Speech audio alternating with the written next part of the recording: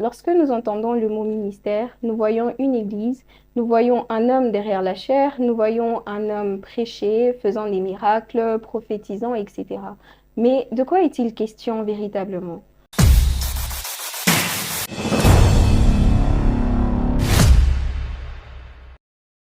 Bonjour à tous, mon nom est Aline Safi et je me retrouve avec vous pour notre émission dénommée 20 minutes avec.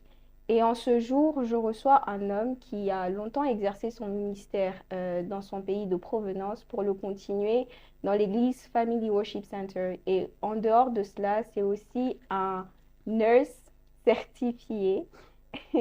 Bonsoir, Pasteur Sem. Bonsoir Aline, Comment allez-vous ce soir? je vais très bien, merci. Et toi? Je vais bien, merci. Oh oui, je vous ai présenté, mais je pense ne pas vous avoir très bien présenté. Est-ce que vous pouvez vous présenter pour que nous puissions vous connaître encore Ok, mieux?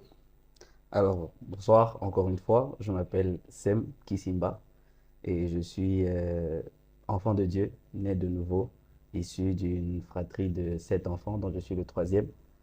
Et j'ai fait des études en latin, philo, humanités et pour finir en sciences infirmières et médicales à l'université et tout récemment d'ailleurs.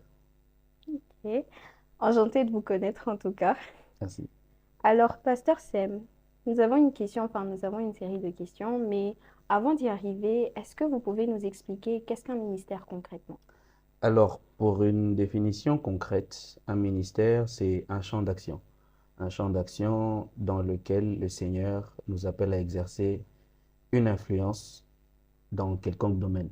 Pas seulement parler du ministère de la parole, c'est-à-dire l'appel aux 5 ministères seulement, mais un ministère, c'est un champ d'action dans lequel le Seigneur nous appelle à exercer une influence dans quelconque domaine.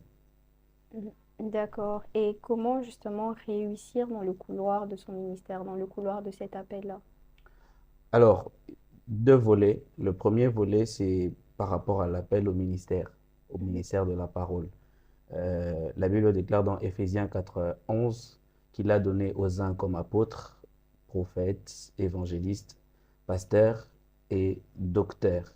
Et la réussite dans l'appel au ministère, si je peux dire ça, dans le ministère de la parole, est facteur ou est fonction de plusieurs facteurs. Je voulais dire, entre autres, la préparation, Mhm. la découverte de son appel et aussi la découverte du temps ou la révélation du temps de l'exercice de son appel, si je peux dire ça comme ça.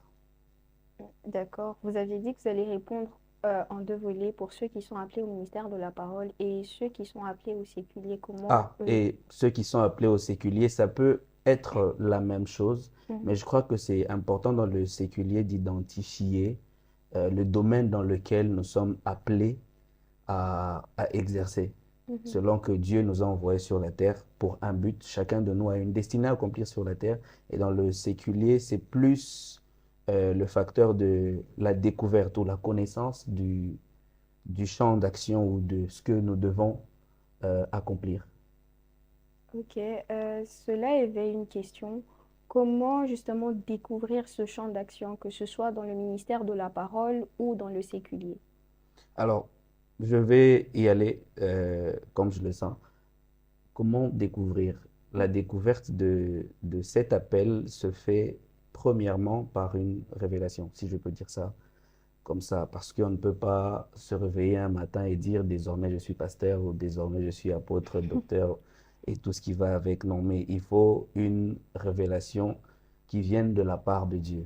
Ça, c'est pour l'appel au ministère, c'est-à-dire dans le ministère de la parole. Mhm. Mais dans le séculier, je crois que cet appel naît d'une frustration. C'est-à-dire qu'on sent qu'il y a quelque chose qui manque, mais ce qui manque, on sent que c'est nous qui le possédons. Ok. Cette frustration-là de dire ça, je suis capable de faire ça, je suis capable d'apporter une solution à X ou à Y.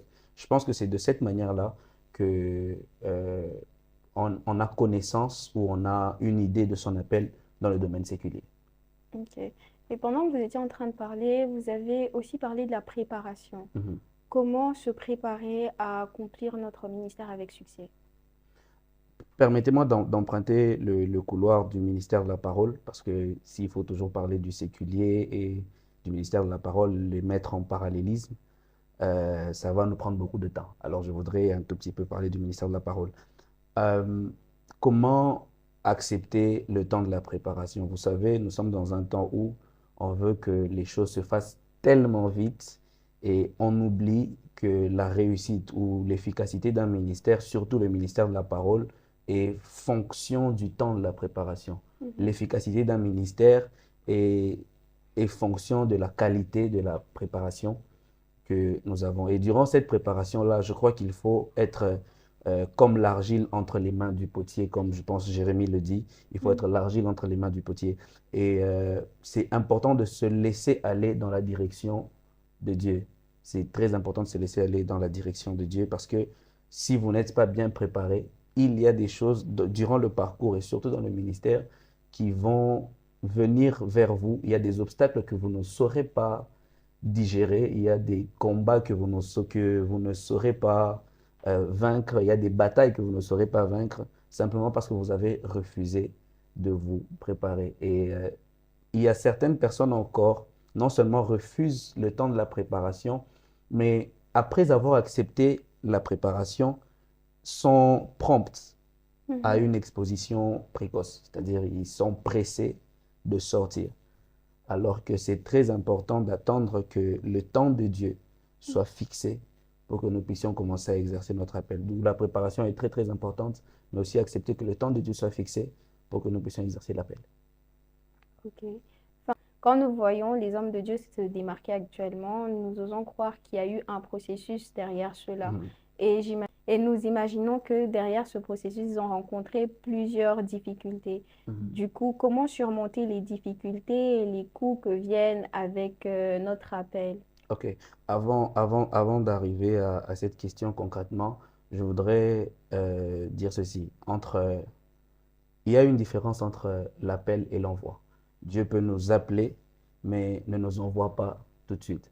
La Bible déclare dans Actes chapitre 13 au verset 2, je crois, euh, alors qu'il servait le Seigneur et jeûnait, le Saint-Esprit dit, mettez-moi à part Paul et Barnabas pour l'œuvre à laquelle je les ai appelés. Mhm. Mais un peu plus bas, euh, on dit Paul et Barnabas envoyés par le Saint-Esprit. Mhm. C'est-à-dire, on peut être appelé, mais le temps de l'envoi n'est pas encore fixé.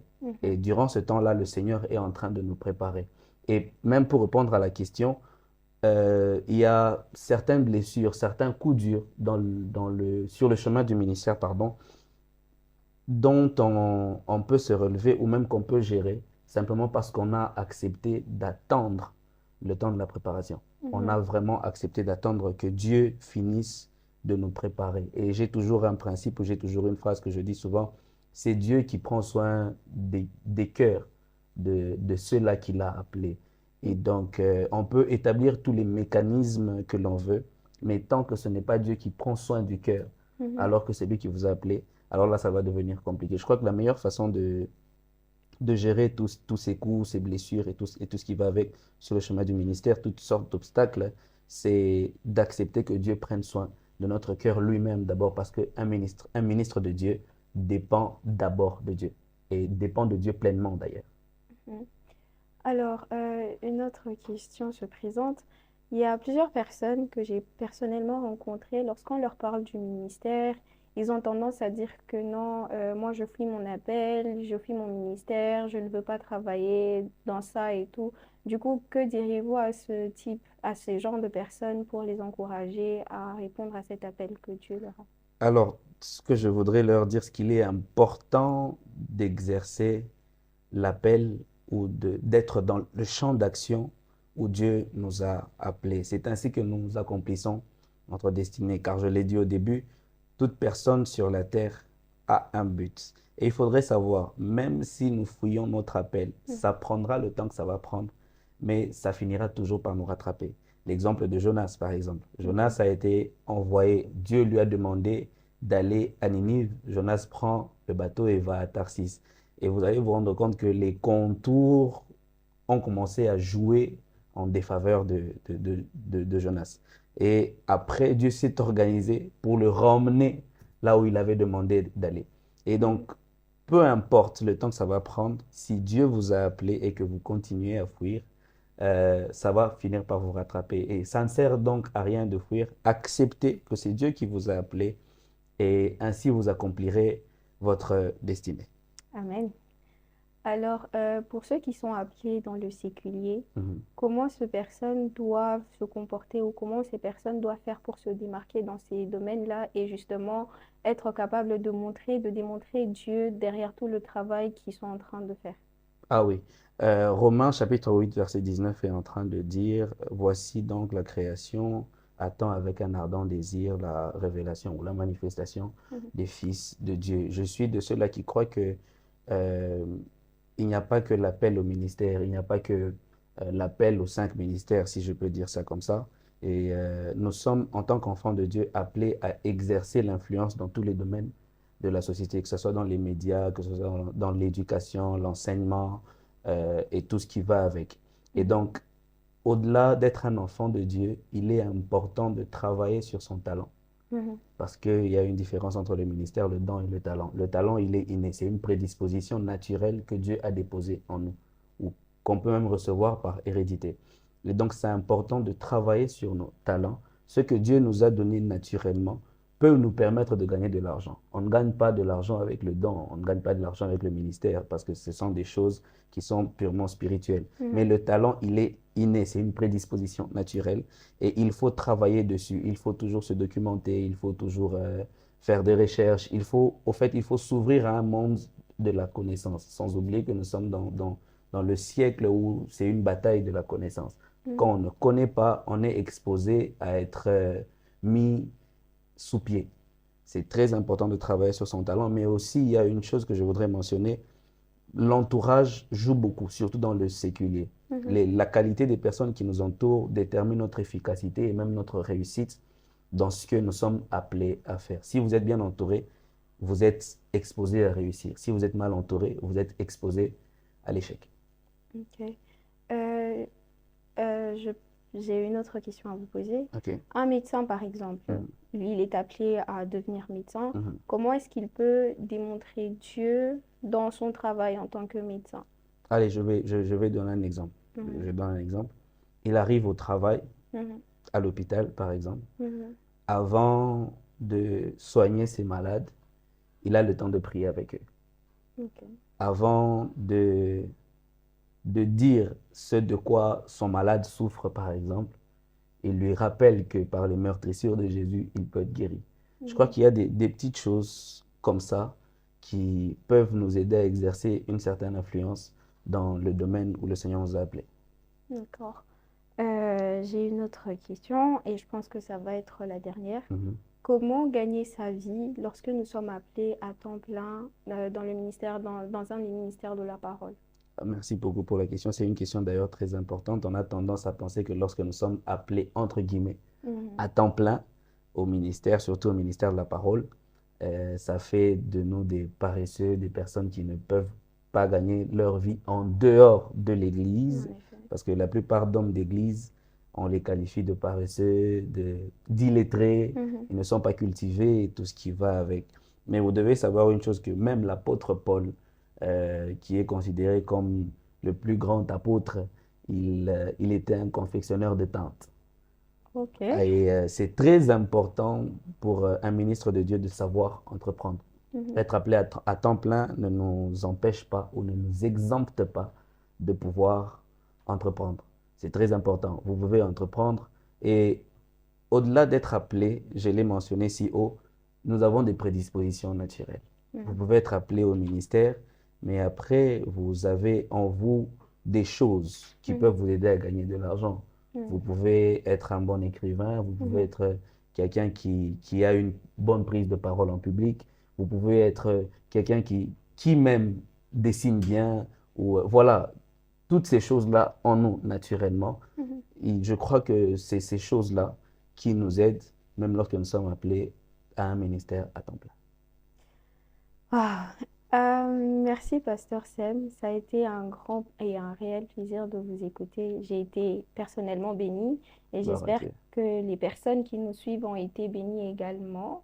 De ce fait, nous vous disons merci de nous avoir suivis et nous vous demandons de vous abonner, de continuer à nous suivre. Si vous avez des questions, n'hésitez pas à les laisser en commentaire et nous veillerons à répondre à vos questions. Et en attendant, on se dit à bientôt.